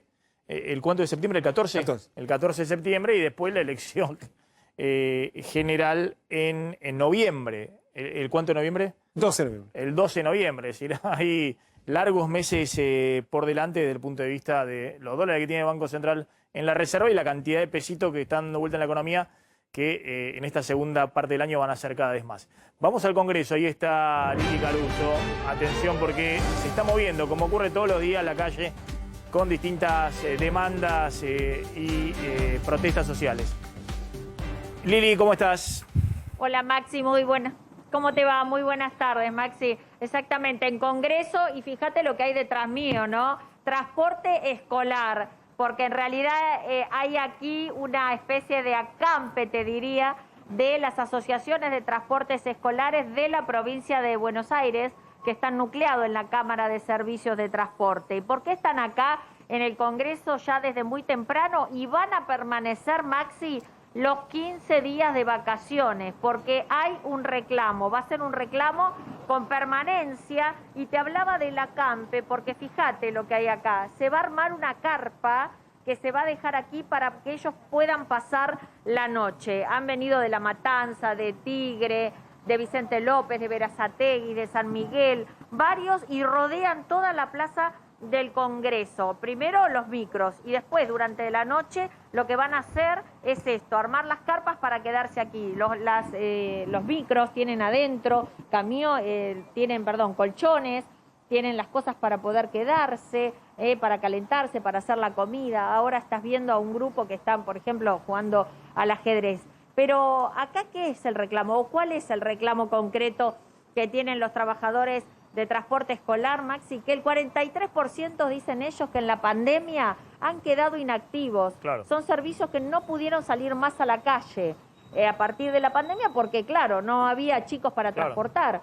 Pero el tema es que le pidieron a la provincia de Buenos Aires algún tipo de, por ejemplo, no pagar alguna tasa, algún impuesto, algún beneficio para poder salir adelante, porque aún así con la vuelta, Maxi, de la escuela, de la presencialidad, lo que ellos dicen es, los chicos van en distintos horarios, entonces nadie manda a su chiquito a las 9, a otro a las 7, a otro a las 8:30, entonces el trabajo ha mermado y mucho. Entonces lo que quieren es una respuesta de la provincia de Buenos Aires para incluso, si no, reconvertirse, Maxi, reconvertirse en un transporte, por ejemplo, en las estaciones de trenes, o también para hacer transporte de trabajadores que van a fábricas. Esa es la... No, es terrible. cuestión, uno de los Maxi, sectores más golpeados, Lili, uno de los sectores más golpeados, el transporte escolar, bueno, todo lo que vinculaba los merenderos, los... Bueno, de hecho, Maxi, avanzó en la Cámara de Diputados una ley para asistirlos que se trabó en el Senado hace un par de semanas.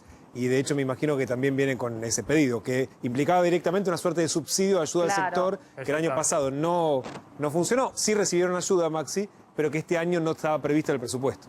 Así es. Claro. Lili, bueno... Sí. Y otra cosa es que pedían bolsones, lo último, que pedían bolsones, aunque sea de comida, se le dieron 2.000, pero ellos dicen que necesitan para 4.000. Y entonces este es otro de los reclamos para llamar la atención con respecto a eso. Bien, acampe entonces ahí en el Congreso se van a quedar los trabajadores y dueños de micros escolares, son pequeñas monotributistas, ¿no? Pequeñas pymes o monotributistas directamente. Gracias, Lili. Volvemos ahí en cualquier momento. Lili Caruso. ¿Qué está pasando en Reino Unido? Que se habla del Día de la Libertad. Se terminan las restricciones en Reino Unido, que sin embargo tiene un crecimiento importante de casos por la variante Delta. Sí, Maxi, de hecho están caminando hacia lo que sería para ellos una cuarta ola, pero llegando casi al límite de lo que fue la ola anterior, que llegó a fin del año pasado.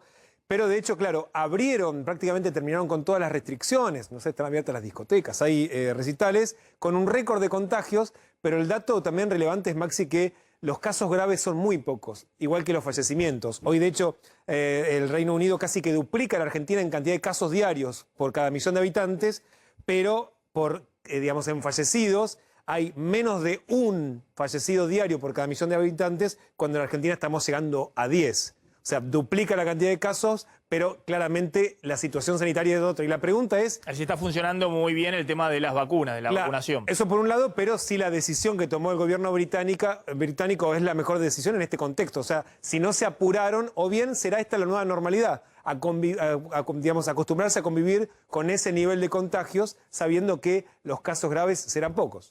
Bien, ya vamos a hablar del precio de medicamentos, pero está Marta Cohen en el Reino Unido. Doctora Cohen, gracias por atendernos, muy amable, como siempre. Hola, ¿cómo están ustedes? Estuvo, doctora, creo que fue este fin de semana ahí, sí, este fin de semana fue, con la doctora Bisotti, con la ministra de Salud. No sé si podemos ver ahí la foto, porque la ministra de Salud fue a Reino Unido para negociar con AstraZeneca la posibilidad de que se fabrique esa vacuna en la Argentina. Y ahí ha trascendido como que tuvo un entredicho o un intercambio de palabras con la ministra de Salud. ¿Cómo fue eso, doctora? No, eso es interesante porque cuando yo hice un comentario que yo le expresé la necesidad de hacer más testeos, pero fue así, todo informal, fue en el medio de una cena en donde había mucha gente, o sea, estaba el embajador, estaba la embajadora de Gran Bretaña en Argentina que va a tomar posesión en septiembre, estaba Cecilia Nicolini, bueno, ahí está, la que está al lado mío a mi izquierda es la nueva embajadora, y a la derecha la ministra, el embajador al lado, Cecilia Nicolini, Gobler, que es otro OBE que le dieron conmigo. Fue una cena muy amena, realmente me cayó muy bien la ministra y Cecilia Nicolini también, gente muy desacartonada, conversamos así en un mano a mano y no hubo nada, pero cuando, claro, obviamente los titulares a veces no representan lo que uno expresa, que fue lo único que yo le dije fue me gustaría que en Argentina se hagan más testeos, y me dijo, ay, si se hacen 100.000 diarios, y yo le digo, acá son 1.200.000, se necesitan más, hay que saber quiénes son y dónde están. Pero fue así, en este tono, ¿no? Con una sonrisa en la boca. No, en ningún momento hubo ninguna fricción, por favor. Hablemos de las dos cosas. Uno, lo que está pasando en Reino Unido, y lo otro, lo que pasa acá en la Argentina. En Reino Unido, no sé cuántos contagios diarios están, pero creo que hay... ¿Cómo? 50.000 diarios. 50.000. Pero la ironía era que el primer ministro Boris Johnson tenía que festejar el Freedom Day y él está en casa, porque él está en cuarentena, porque está en contacto con el ministro de Salud, Javid, que teniendo las 2 dosis de la vacuna está con COVID. Es positivo. Así que por lo tanto el primer ministro tuvo que aislarse, cosa que es una ironía, ¿no? En el Freedom Day él comenzó su acortilamiento por 10 días. ¿Y por qué Reino Unido camina? Bueno, me imagino, ¿por qué? Digamos, porque hay necesidades sociales, económicas y demás, con 50.000 casos al Freedom Day. Pero también es como decía Glantz, que pese a ese aumento muy vertiginoso, creo que fue un mes y medio que saltaron todos los casos muy rápido con la variante Delta, son muy pocas las hospitalizaciones y los fallecidos.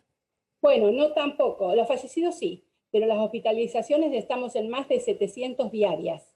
Entonces mi estimación es, si como dijo el primer ministro, vamos a llegar a los 100.000 casos diarios, vamos a estar llegando, yo estimo, a los 1.500 hospitalizaciones diarias, lo cual es un problema, porque sí es verdad que los fallecimientos están alrededor de los 50 por día, a veces 60, a veces 40, que si lo comparamos con la segunda ola o con la ola de la variante Delta en la India, en donde había solamente un 3% con 2 dosis, donde había muchos muertos y muchos graves que saturaron las terapias intensivas. Eso no pasa aquí precisamente porque el 68% de la población tiene ahora las 2 dosis y el 88% una dosis de los adultos.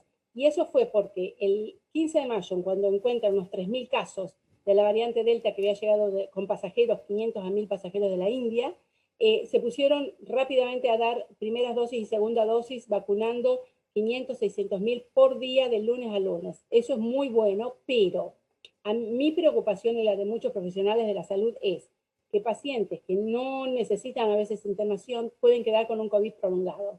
Esos son un 30% de los pacientes que tienen COVID. Por lo tanto, eso es un problema para el mañana. Estamos abriendo una caja de Pandora porque no sabemos cómo va a incidir eso en la salud de la población mañana. Pero además, los niños y los jóvenes se están infectando mucho más y un 10% pueden tener este COVID prolongado. Y cuando es un niño de a lo mejor 4 años, 3 años, 2 años, que tiene un cerebro en desarrollo, no se sabe todavía cómo va a incidir ese COVID prolongado en los niños. Entonces, para mí, este Freedom Day es abrir una caja de Pandora hacia lo desconocido. Yo hubiera preferido un poco más de precaución. Sí, doctora, precisamente hablando sobre los niños, niñas y adolescentes y la vacunación, ¿cuál es la estrategia actual en Reino Unido, pensando en lo que va a venir ahora en la Argentina, ¿no? Esperando a la aprobación de Moderna, probablemente también Sinopharm en estas horas, pero ¿qué están haciendo y qué debería hacer la Argentina? Bueno, el Reino Unido no está aún vacunando masivamente a los niños. La única vacuna aprobada por la Organización Mundial de la Salud es Pfizer, en niños de 12 a 16 años, porque Pfizer ya está aprobada de 16 para arriba. La vacuna de Moderna, hoy estuve chequeando, sigue aún en espera de ser aprobada. Se está aprobando de 3 años para 17 y está puesta para aprobación de la FDA de 12 a 17. Yo estimo que será cuestión de días. Cuando lo apruebe la FDA, lo aprobará el ANMAT y se podrá administrar en Argentina. En el Reino Unido aún los niños de manera masiva no se están vacunando. Sí es importante vacunar a los niños que están en situación de que tienen comorbilidades, a los vulnerables. Y esto es algo que sí coincidimos con la ministra Bisotti, que yo sé que el gobierno tiene la intención de vacunar a estos niños, se necesita una vacuna aprobada. A mí me han contactado papás de la organización Vacúnenme, y yo les he expresado mi solidaridad y mi acuerdo con que estos 100.000 niños o más deben ser vacunados. La ministra, cuando hablábamos de esto, me dijo, ¿y qué te parece los niños, hermanos convivientes de estos chicos vulnerables? Por supuesto, también hay que vacunarlos. Así que bueno, ahora, con respecto a vacunar al resto de los niños, y yo les expresé claramente mi visión que cambió.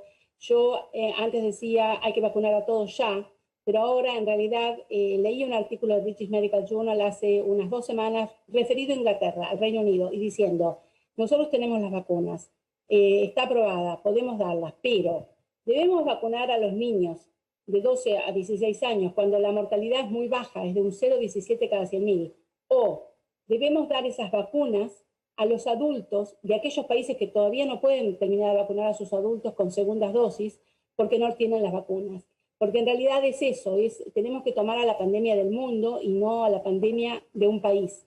Porque el día que esté la vacuna disponible para todos, habrá que vacunar a los niños, probablemente de 3 años para arriba.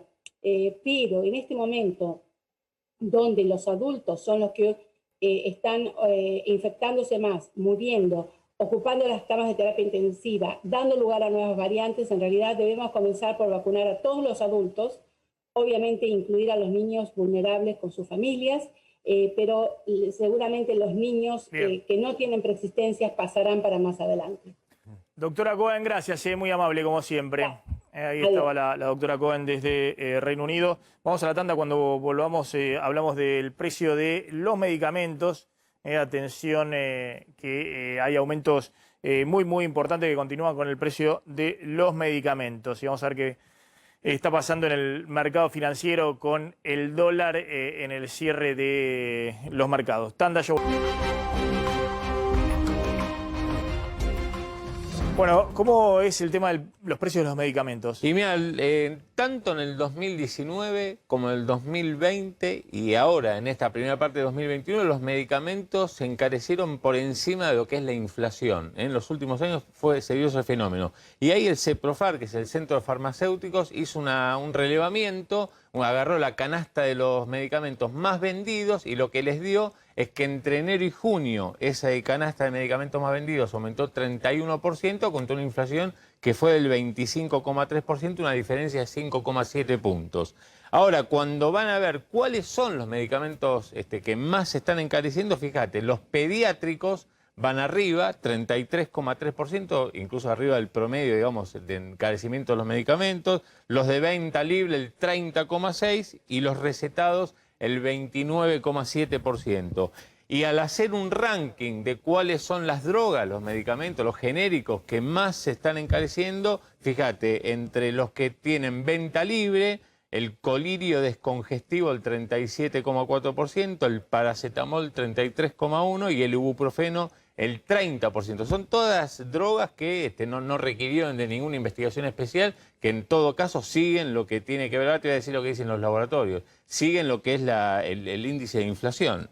Entre el top 3 de drogas, medicamentos que más aumentaron, de los que sí requieren de receta, tenés la levotiroxina, que es para las tiroides, 39,4%, el alprazolam y el clonazepam, 35,1% y 31,1%. Los laboratorios dicen, se argumentan, y bueno, una economía que tiene una inflación del 50% interanual, donde algunos de los insumos que nosotros usamos, además de las drogas, como el cartón, por ejemplo, para hacer los envases, tienen aumentos por arriba del 100% interanual, y la logística también, que se encarece por arriba de la inflación, bueno, eso hace que los medicamentos se encarezcan por arriba del índice. Así que lo que tenemos son ojo que ese medicamentos... 33%, 30% en el primer los primeros semestre. 6 meses es arriba del casi 70% anualizado, ¿no? Claro, sí, son... 70% aumento de los medicamentos, creo que tercer año consecutivo que vienen a ese ritmo. El año pasado estuvieron 10 puntos arriba de la inflación, aumentaron 46,1, Claro, y y en el anterior... 2019 habían aumentado 111%, 111%. contra una inflación del 53,8,7. Bueno, a ver, atención, el pasaporte sanitario, esta idea de que están evaluando en distintas provincias la posibilidad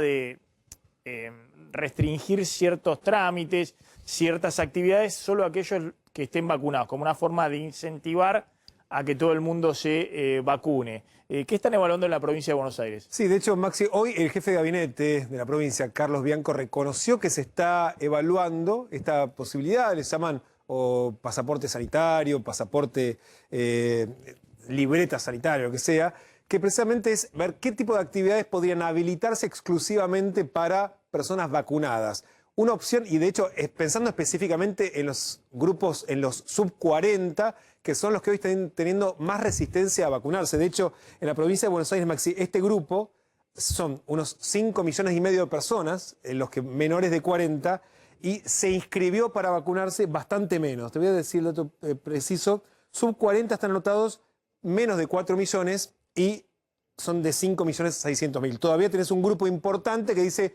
no me quiero vacunar, y a eso apuntan. También están evaluando, por ejemplo, en el regreso del fútbol presencial, que está pensado para el último trimestre, que también podría ser para aquellos que tengan la vacuna. O sea, pensar en el sector de los más jóvenes para ver si eso estimula a inscribirse a recibir la vacuna.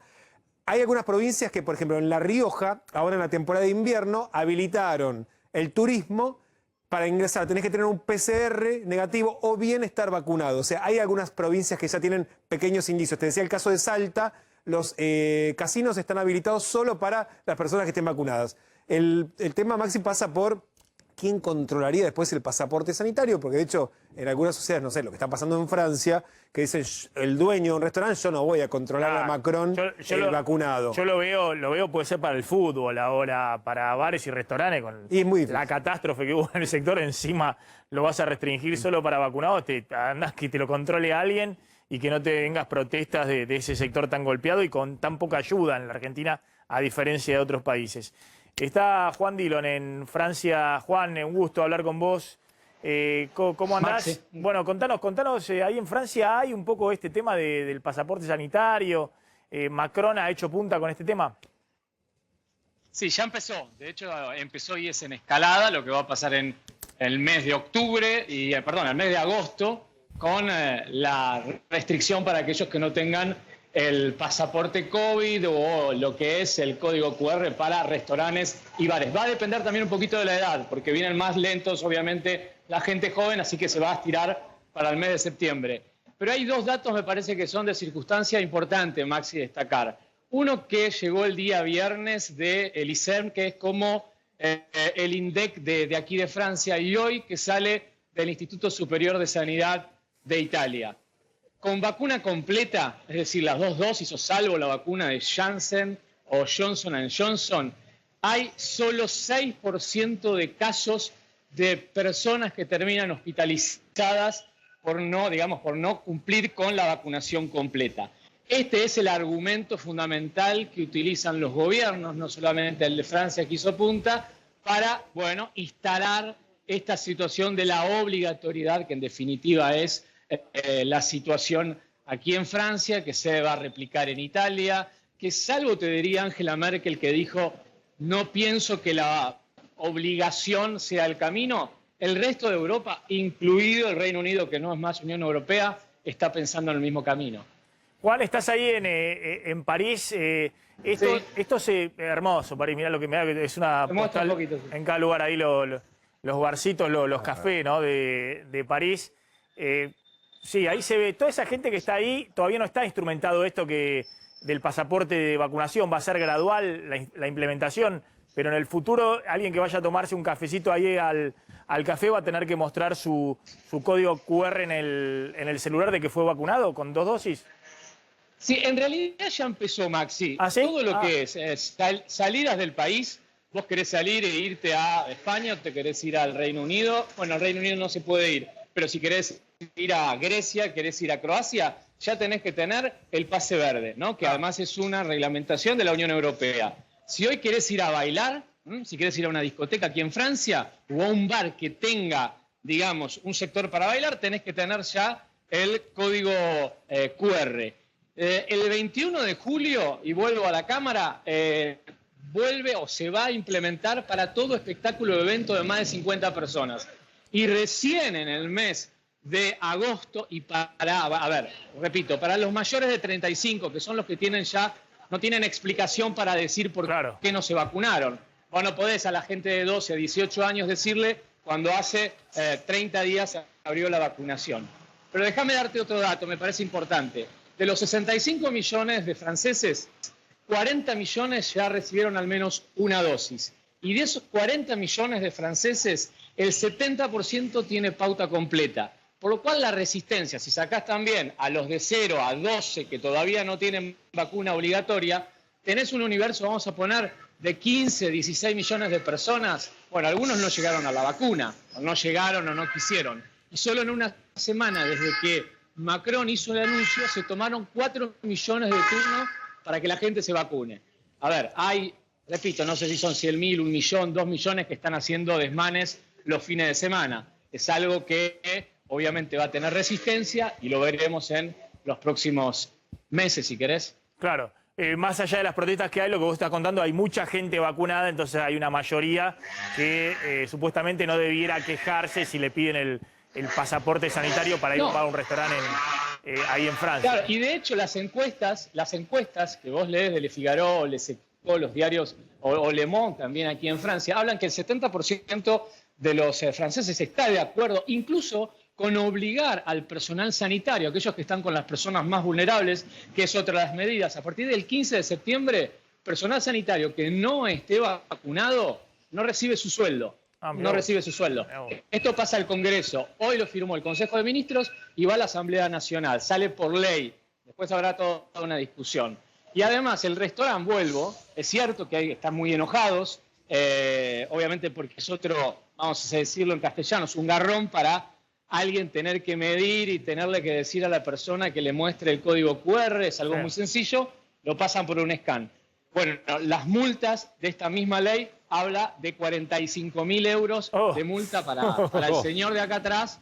Claro, sí. No, te vas a tomar un cafecito y terminar con una multa de 45.000 euros. Juan, muchas gracias. Muchas gracias. Impecable ahí desde París, se ve bárbaro. ¿Qué temperatura está haciendo ahí? ¿Ahí cortó, Juan? No, estoy acá. Empezó el verano, te diría, si fuera. Te estalló el verano hace unos 2 días porque Francia siempre es feo. Y tendremos hoy una temperatura de 28 grados, por lo cual por eso ves también a muchos franceses disfrutando del aire libre, de su vinito o de su cafecito. Juan, gracias. Juan Dillon desde París. Vamos volando a la tanda, ya volvemos. Bueno, ¿cómo está llegando a las 3 de la tarde el dólar? Bueno, en 180 pesos el paralelo y el llamado contado con liqui 170 pesos. Te digo, es el día desde que sacaron las medidas hace una semana. Con más intervención del Banco Central. Con más intervención del Banco Central. Bueno, ¿qué pasa con la disponibilidad de dólares por parte de empresas que se quejan que no están pudiendo acceder al dólar oficial y por eso las remarcaciones que hay? Claro. Con precio de dólar alternativo. Mira, hablé con bancos y hablé con empresas, sobre todo empresas pymes y alguna grande también del sector agropecuario, que lo que están diciendo es que hay trabas para acceder justamente a las divisas para pagar importaciones o para pagar servicios contratados en el exterior. Adicionales a las que había antes de estas últimas medidas del Banco Central. Y se quejan porque dice que el gobierno, el Banco Central, justamente con las últimas medidas puso a las empresas bajo la lupa. Hay algunas medidas que se tomaron que los bancos, por las dudas, no les venden o no inician el trámite ante el Banco Central para que le den los dólares. Entonces lo que está sucediendo, por lo menos en esta primera semana de las últimas medidas, son empresas que no están accediendo a los dólares. Mucha preocupación justamente porque De otra manera va a tener que ir al mercado alternativo a meter, Sí, tratar ojo de que el Banco ingresar Central las quiere exportaciones. proteger la reserva, pero al mismo tiempo es un círculo vicioso, porque proteger la reserva no le das dólares oficiales al importador o a empresas que necesitan esos insumos importados para producir, remarcan con los dólares alternativos, tenés más inflación. No es tan fácil cerrar el cepo por todos lados, digamos, eso tiene un costo respecto al tema precios. Bueno, vamos a Mar del Plata porque se inician las vacaciones de invierno y ahí está Adrián Mauchi en la peatonal, ahí en Mar del Plata.